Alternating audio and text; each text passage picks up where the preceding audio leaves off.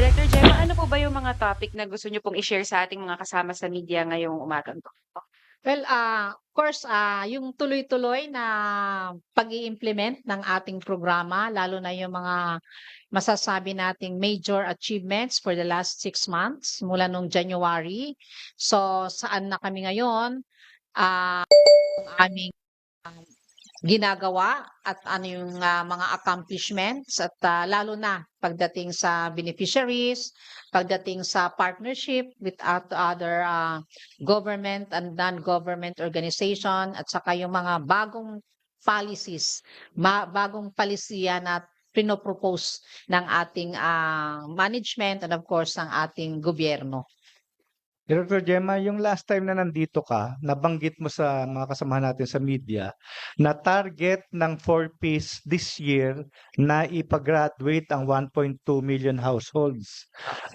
Sana po ba tayo ngayon, considering na gitna na ng taon, ilan na po yung napag-graduate natin? Okay, tamang-tama po ang Raymond, no, na talagang ang ating gustong maabot ngayong taon na 'to based doon sa ating General Appropriations Act, yung DBM, na kailangan mayroon tayong 1.2 million household beneficiaries to exit or graduate from the program. So sa ngayon, talagang andoon pa tayo, mababa pa po ang ating numbers kasi most of our 1.2 beneficiaries last year September sila na ibalik sa programa. So ibig sabihin, bibisitahin ulit namin sila ngayong September. So titingnan natin na kumbaga nandoon ang majority ng beneficiaries, yung number na talagang potential na mag-graduate this year. So halos 800,000 na yun yung bilang namin na babalikan natin, na i-ensure natin na sila ay makapag-graduate ngayong taon. So ngayon around 20,000 pa lang to be honest, no, yung ating kagra-graduate. Ibig sabihin na abot na nila yung self-sufficient level. Yun po ang ano sukatan, no, yung using our social welfare and development indicators. So lahat po gumagawa ng tumutulong kasama ang ating local government units para mabigyan ng kaukulang programa tulad ng livelihood at saka scholarship kasi kailangan ihanda sila bago mag-graduate sa program. Po 'no, Director Gemma, ito pong ano, kaya simula September po yung ating bilang kasi bunga po yun nung reassessment na nagawa po natin, tama po ba? Yes po, ito po yung pag-revalidate Yes, doon yung sa mga revalidate. na-identify dati na non-poor, pero binigyan natin sila ng pagkakataon na makita yung actual na kanilang sitwasyon pagdating particularly sa kanilang economic condition. Mm.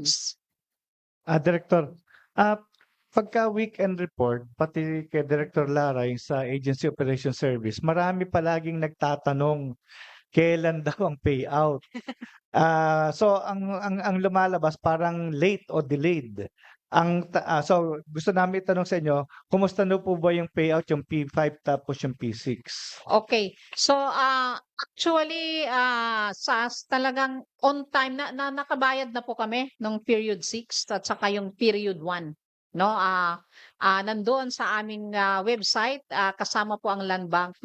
Ito po yung regular.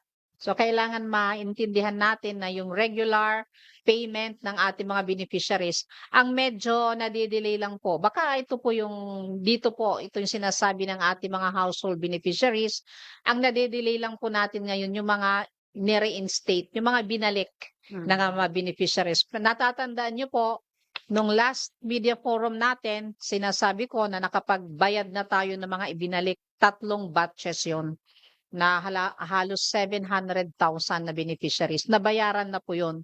So ngayon, ang hindi pa po nababayaran yung batch 4 na kalalabas lang ng listahan at validation. Ito po ngayon talagang ang hinihingi namin ng more patience kasi nandoon naman na po ang ating request sa DBM, gumawa ng paraan si Secretary Rex, nakausapin po ang DBM na mabigyan no ng pondo itong ating naiiwanan pa ng mga beneficiaries. Okay. Sige, Director Gemma, baka po you can expound more dun po sa mga accomplishment yung sa Okay. inyo pong presentation. Okay, so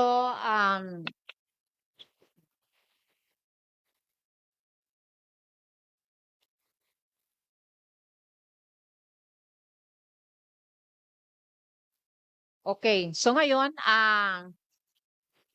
dahil bago po yung aming ginawang visioning, nagkaroon po kami ng visioning workshop kasi after 15 years, kailangan balikan ulit natin ang programa.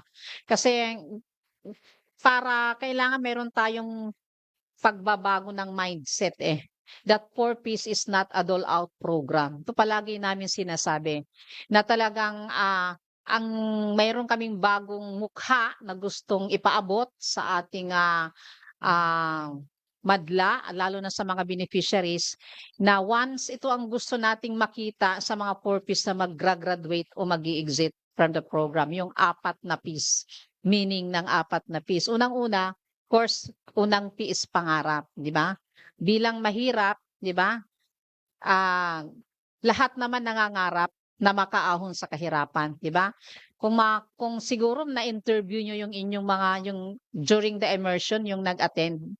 So kung tatanungin mo ang isang magulang, palagi yan eh, anong gusto mo, anong pangarap mo sa buhay? Isa lang ang sinasabi nila, makapagtapos ang kanilang anak sa pag-aaral. Kasi hindi nga nila na-achieve yun no, sa buhay nila. Kasi sabi nga, sa Pilipinas kanya talagang gano'n binavalue ang education, 'di ba, na talagang isa sa paraan para makaangat o makaahon sa kahirapan. Pero kung ikaw ay mangangarap, dapat pangalawang P, dapat ikaw ay tataya. Simple lang, 'di ba? Sa pagpasok ng 4Ps sa beneficiaries, meron silang oath of commitment eh. Ibig sabihin, ano yung mga responsibilidad mo? Unang-una, paano mo gagamitin ang grants, sa tama ba, 'di ba? Maliit na bagay kasi ang grants incentive lang 'yan eh. Hindi naman 'yan talagang bubuhay sa beneficiary. Kung ₱300 lang ang elementary, 'di ba? ₱500 lang ang high school, 'di ba? At ₱750 lang sa senior na malaki ang pangangailangan, hindi po siya sapat. So talagang ano, talagang gagawan ng paraan. Una, gamitin yung grants. Kaya tinuturuan namin ang mga 4Ps beneficiaries ngayon ng financial literacy. Dapat alam nilang kumita, dagdagan ang grants, kumita na hindi lang yun magiging dependent yung ating mga beneficiaries, di ba? Tuturuan natin silang mag-save kahit papano, di ba? At tuturuan natin silang maghanap ng pagkakakitaan.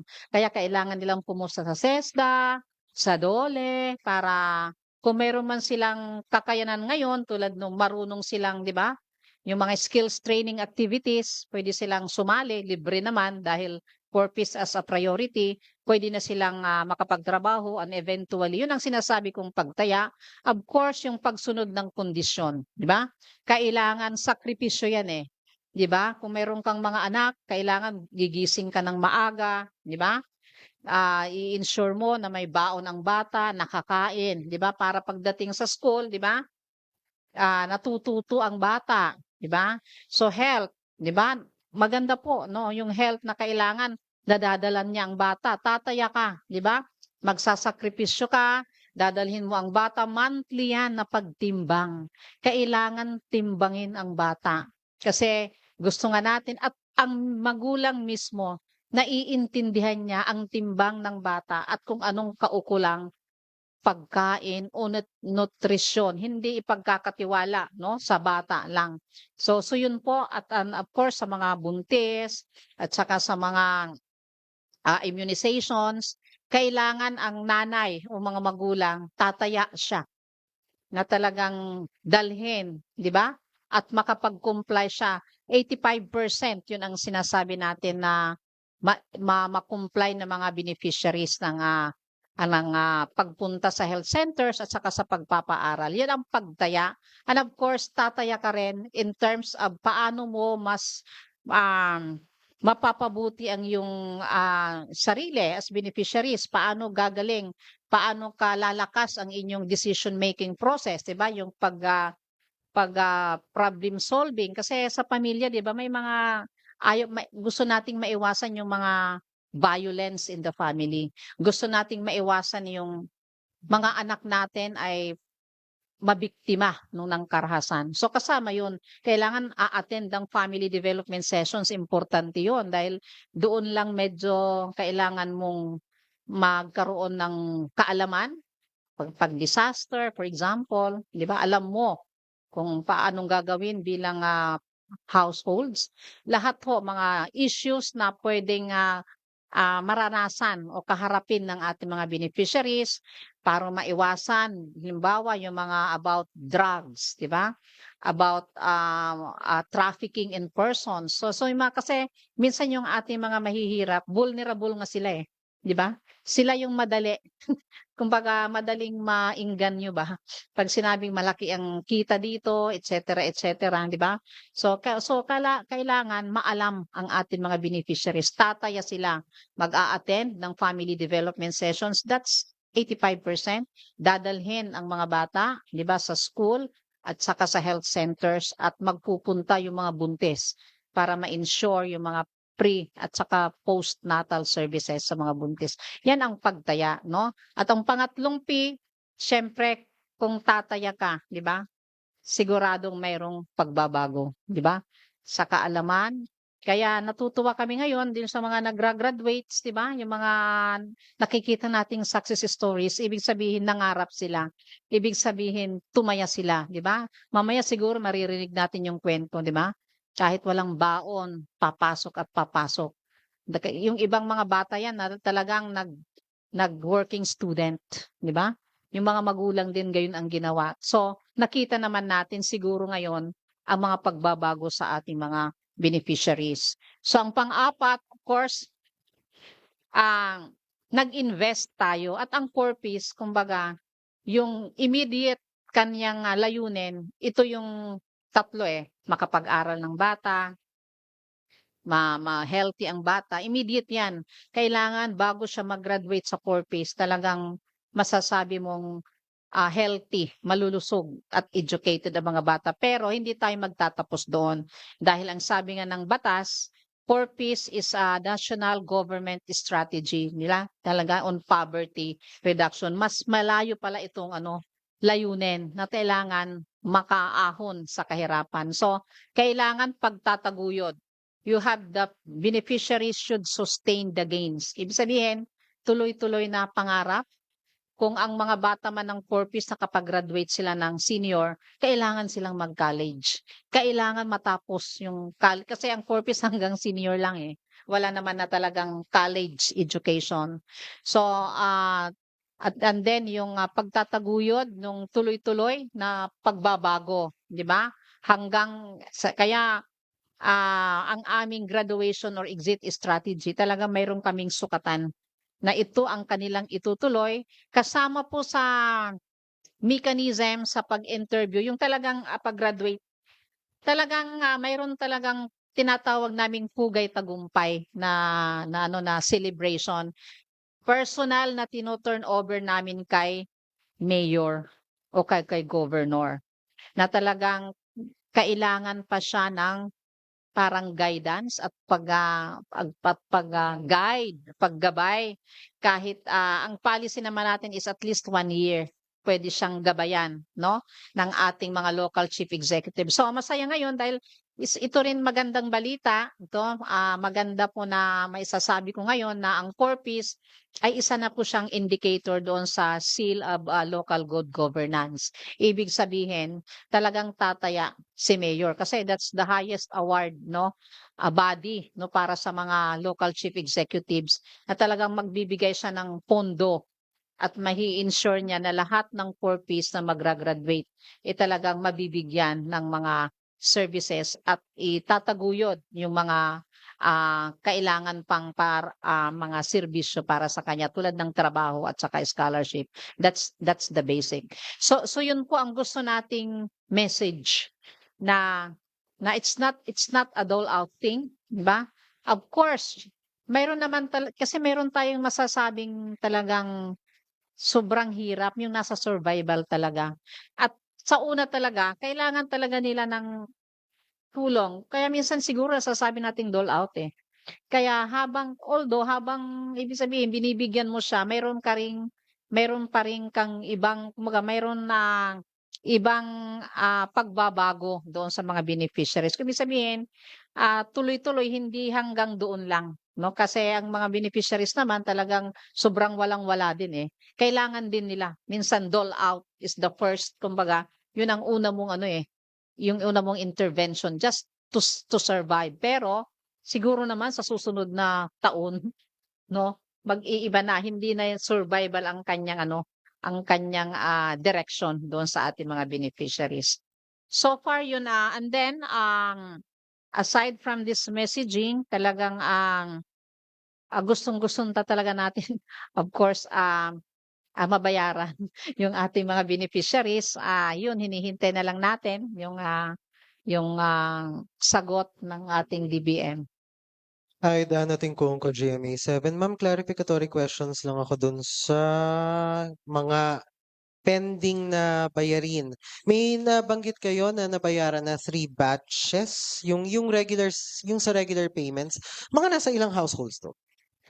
Ang una naming nabayaran, sa 3 batches is, 793,000 bin households. Rice at saka health ang ibinayad namin dito. Ang utang po namin yung sinasabi ko, yung education.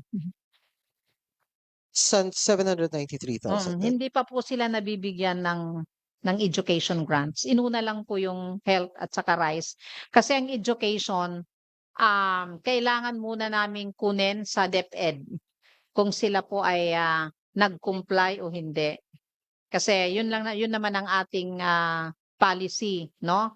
Magbibigay lang po ng grants kung ang mga bata ay talagang pumasok sila sa school. Just So, for context, ito yung mga binalik, no? ito po yung mga reinstated. Yeah, yung reinstated sa Yeah. Yung sa dati silang non-poor, 'di ba, na ni-revalidate ng DSWD, no, at sila ay ibinalik sa programa. Ma'am, ano yung binabanggit yung batch 4? Just Ito yung batch for reinstatement, no, na talagang, hindi pa natin nababayaran, no, yung, educational grants. ito yung utang. Opo. Mga ilang households to? Sa education, 703,000 households. Kasama, Children. children. Na. Across how many households? Hindi, 703 households pala Households. ito. Pero, ang pagbayad nito yung sa bata, yung counting, yung mga anak nila. These are all from the reinstated batch. Yes, oo. Okay. Ma'am, yung binabanggit ninyo, sorry, ano lang, sorry medyo makulit, pero better that lang. way kesa mali tayo.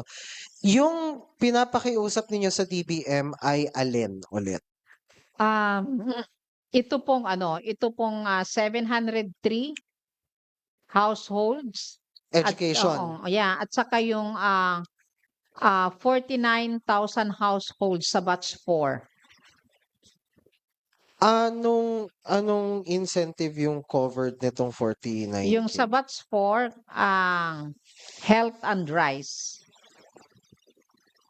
Health and rice. Health oo. and rice. Yes. Okay, okay. Doon sa batch 3 na unpaid educational is 703 households. Para lang maliwanag. Yung 800,000 na i-revalidate nyo sa September, nung sinasabi nyo kanina, kasama po ba yan dun sa 703K beneficiaries na ibinalik nyo? Majority po. Kasama po sila. So, itong ibinalik yung 700K ay Yes. kasama dun sa 800K na i-revalidate nyo on Yes, September? correct. Okay. Kasi ito yung talagang binigyan natin ng chance. Pero sana, no, sa interventions na binigay natin, maging handa na silang mag-graduate sa program.